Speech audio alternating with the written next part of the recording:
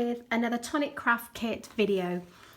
We're up to Craft Kit 18 and this one is full of a whole new set of products, ones that you may not have seen before.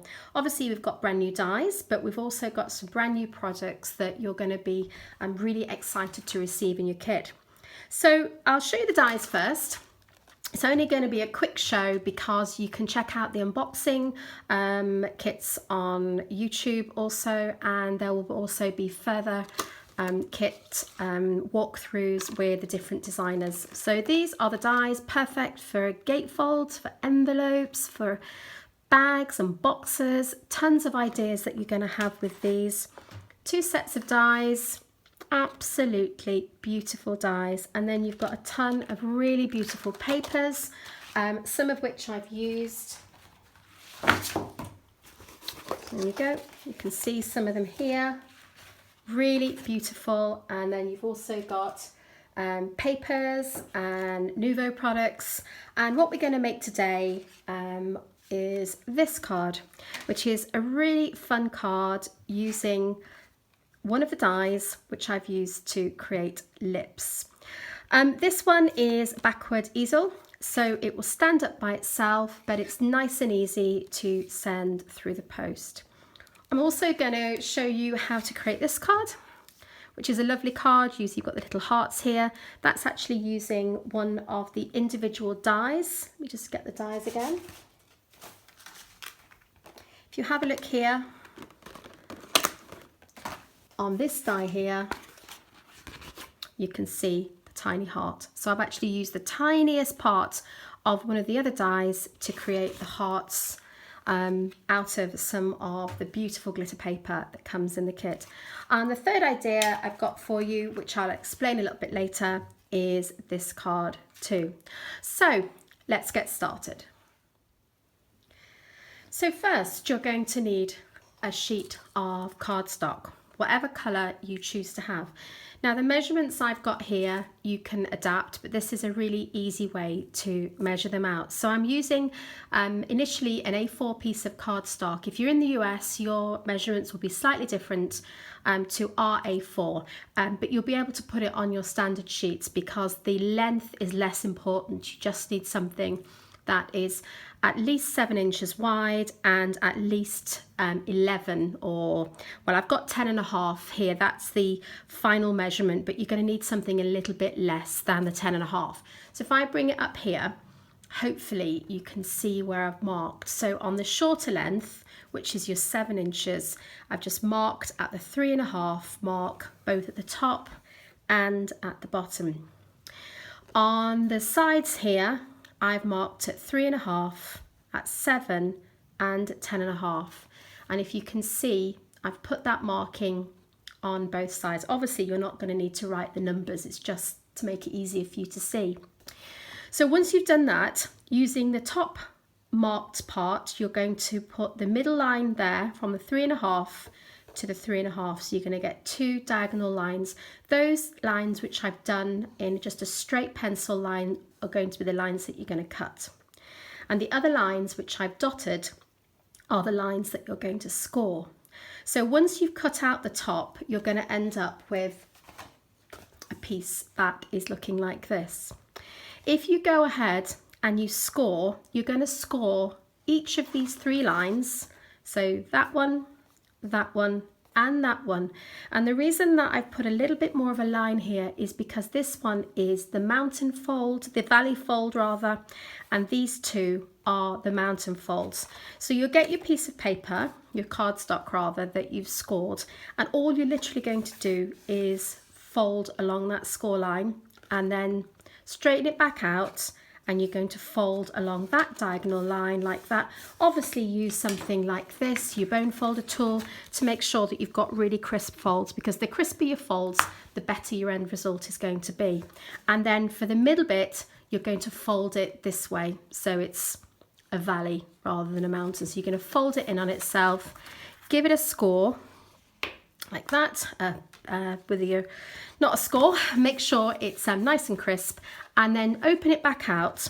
And if you push these top bits up slightly and then you're just going to push the middle in. What you're going to end up with is being able to fold it, so you end up with this sort of shape.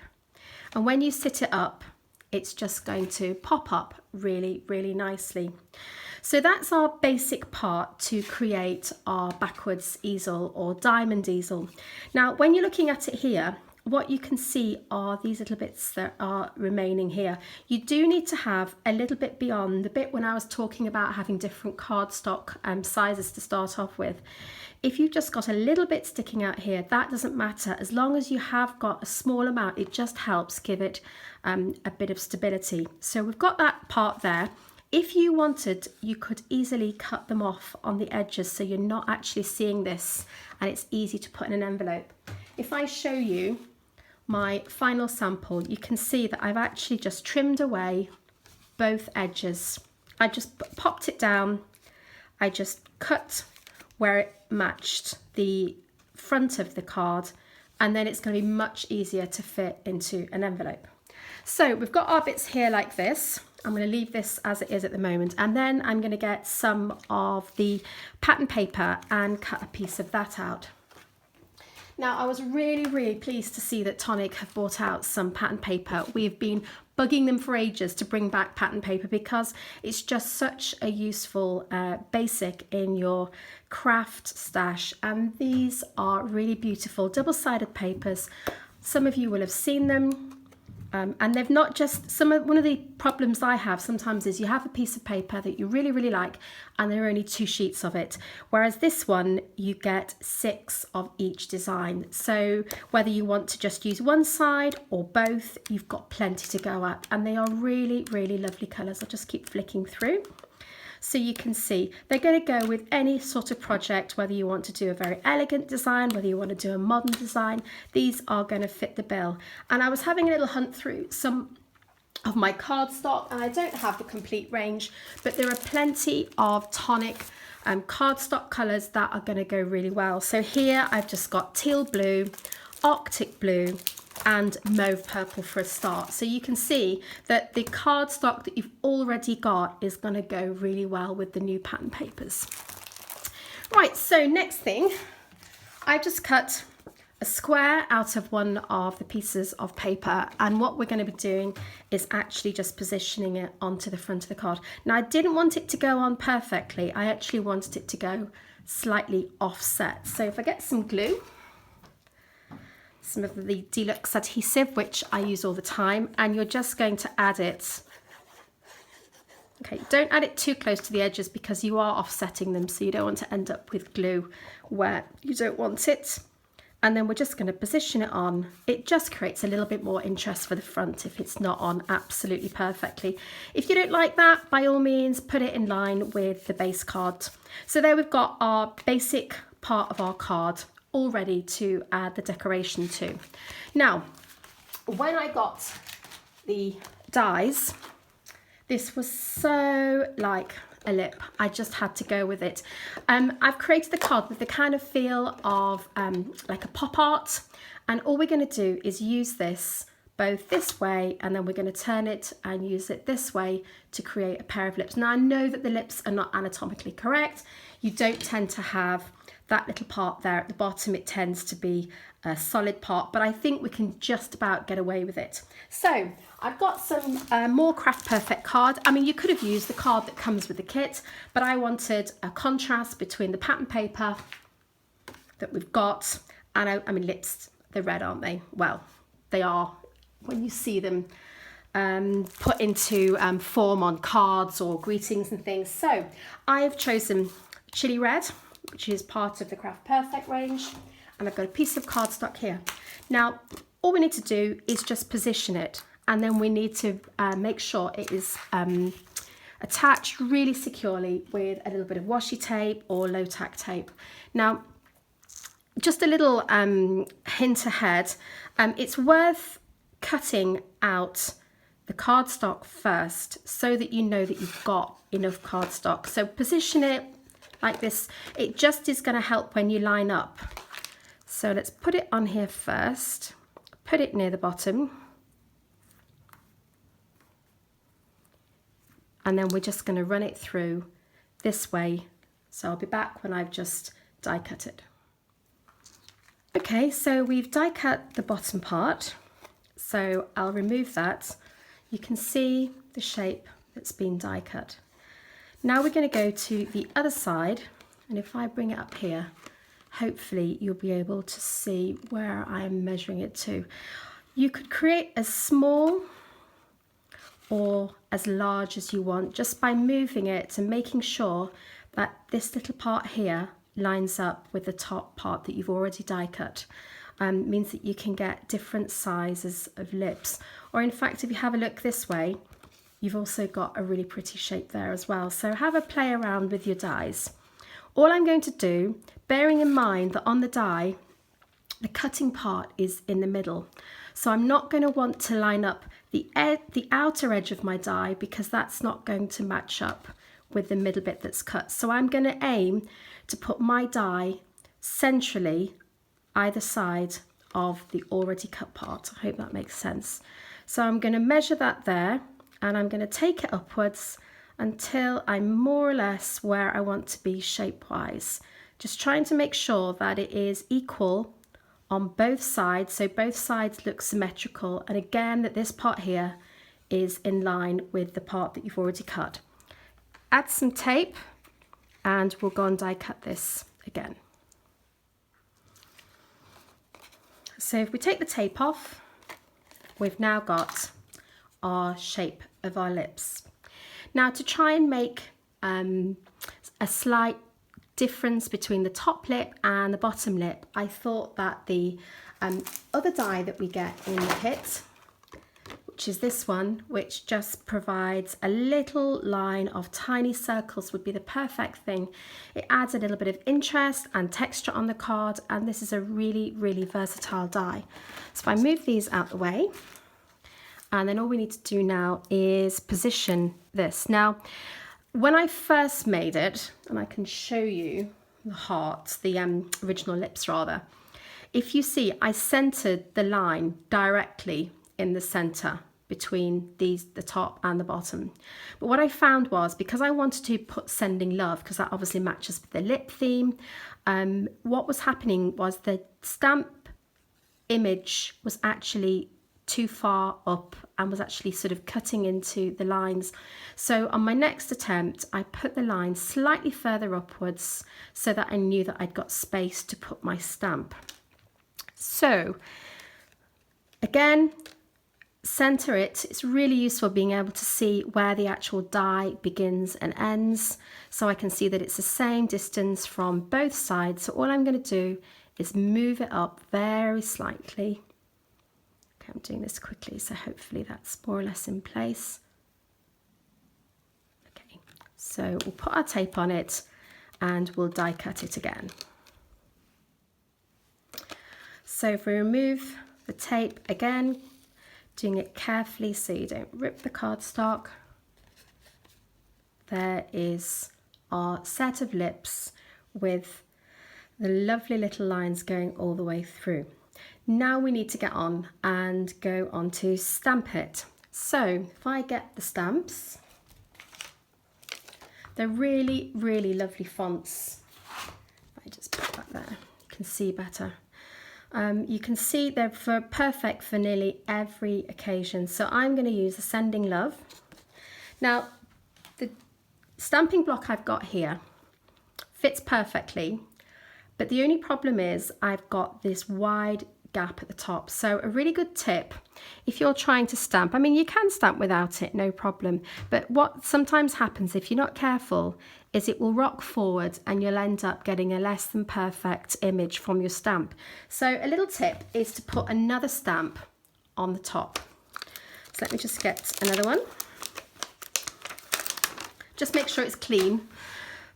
If you put that other stamp on the top there, when you come to stamp, what that will do, and actually I'll just move this away because having said make sure your stamp's clean, that actually doesn't look very clean. You just move these separate away from each other. So when you pop your stamp down and you actually stamp, what that does is it just stabilizes the block. So if you've got a small block, perfect. But if you've got a larger block like that, stabilize it and you'll end up with better results every time. So I'm just going to add some from my anti-static pad. There we go. And that just is going to help stop any stray powders or bits of grease from my fingers showing up onto the stamped image. So we've got that there. So all we're going to do now is ink it up. So I'm using my Nouveau Clear Mark embossing pad, which is perfect for the job. So we're just going to ink up the stamp. Lots of gentle tapping. I'm trying to do it here so you can see what I'm doing for those of you that haven't stamped before. You don't need to press really hard. If you press really hard, you end up with ink coming on the edges of your stamped image, and that can transfer to the cardstock, and it doesn't end up with a good, perfect result. So stamping all over, lots of gentle taps. When you think you've got enough ink on, if you just angle it towards the light, it'll be hard for you to see, but I can see I haven't got quite enough ink on, so I'm just going to put a little bit more on. You'll see the ink glistening. It's really easy to see. Obviously with a clear ink, it's much more difficult than a coloured ink, but we need a clear ink for embossing. So there we go, pop that on like that. Now we're going to just position this, making sure that it is central. Okay, I think we're good to go with that. And then we're just going to press down, and you're just going to press carefully all over the image, making sure that you don't rock or move the stamping block. So when we think good to go, just take it off carefully, and you can probably just about see the ink on there. Then we need our embossing powder. So I'm going to get a piece of paper with a fold down, which makes it easy to clear up the embossing powder afterwards. And then I'm choosing to use some of the white. This is Glacier White. Again, this is some of the Nouveau embossing powder. You could use the embossing powders that come with a kit. There's a really gorgeous sparkly sort of jade blue colour.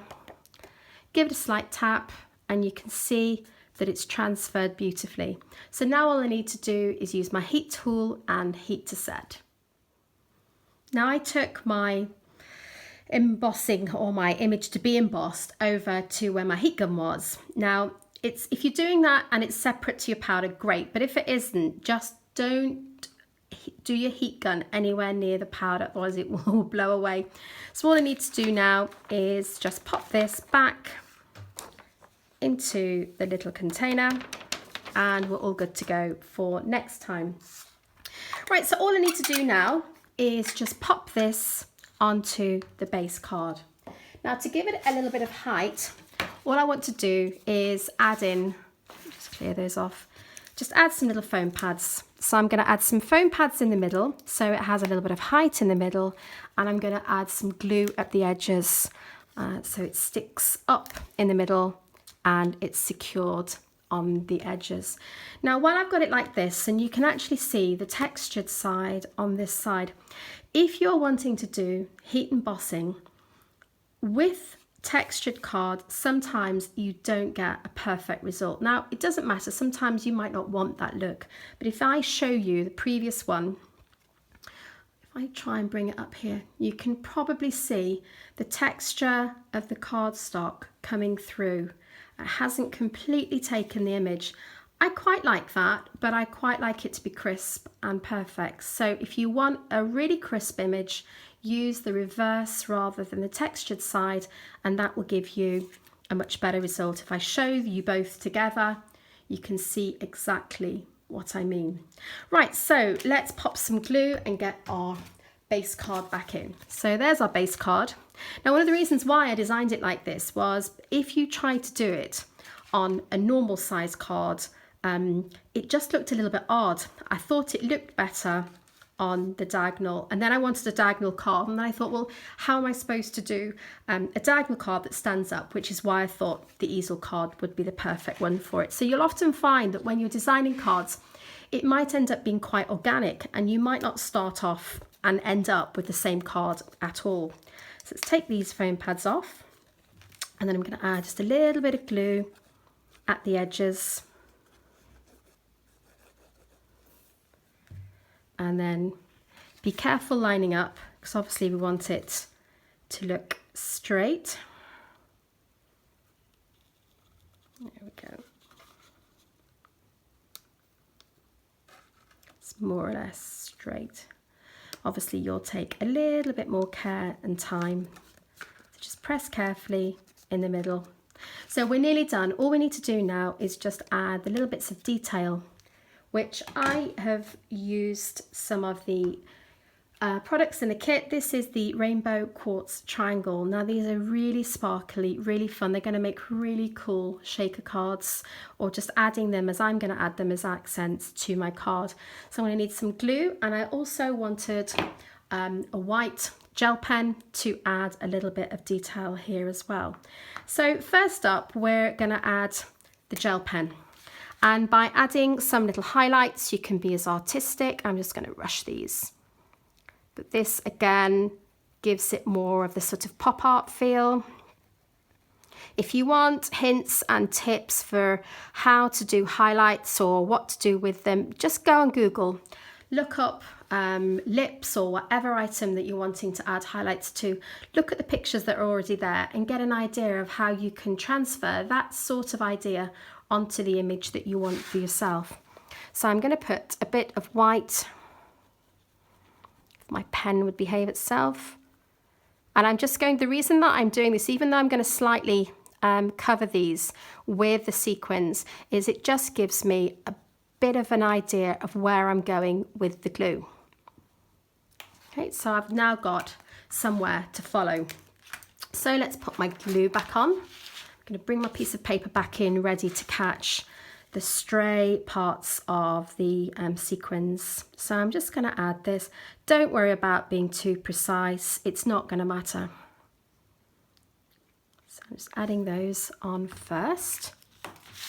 Let's sprinkle the glitter on.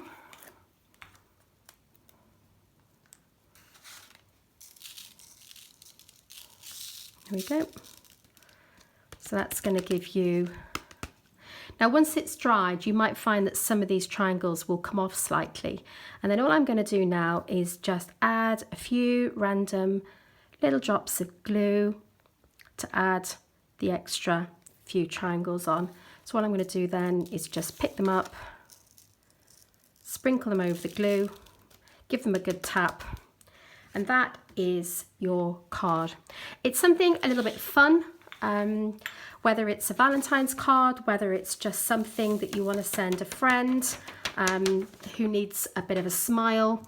There are really fun ways of using this kit. If I walk you through quickly now the other cards that I've created, it will give you hopefully a few more ideas as well.